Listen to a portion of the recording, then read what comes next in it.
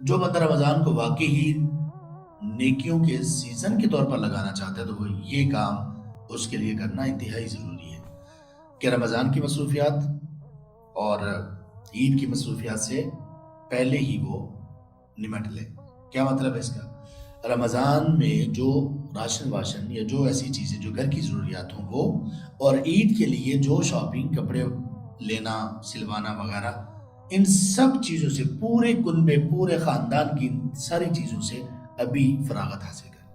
جس نے یہ نہ کیا اس نے اتنا بڑا اپنا نقصان کیا، اتنا بڑا اپنا نقصان کیا کہ وہ اس کو اندازہ بھی نہیں ہو سکتا کہ میں کتنا بڑا نقصان خود کا کر رہا ہوں۔ کیسے؟ اب رمضان کی شاپنگ اور رمضان اور عید کی شاپنگ یہ کب چل رہی ہوتی ہے؟ آخری عشرے میں، آخری 10 دنوں میں بھی۔ کن دنوں میں؟ آخری 4-5 دنوں میں۔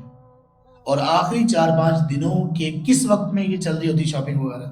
رات کے وقت، یعنی جو پیک ہوتی ہے، جو انتہائی اہم دن ہوتے ہیں، انتہائی قیمتی، وہ پھر بازاروں میں، اور بازاروں میں آپ ہم سب جانتے ہیں کہ کیا حالت ہوتی ہے ان دنوں، ہم ضائع کر دیتے ہیں۔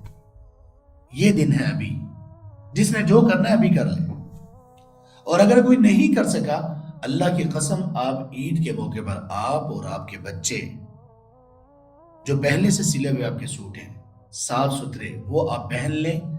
یہ بات آپ کے لیے زیادہ بہتر ہے اس سے کہ آپ نئے سوٹ اور نئی شاپنگ کے سلسلے میں اپنے رمضان کے آخری اور قیمتی دن اور گھڑیاں برباد کرتے ہیں۔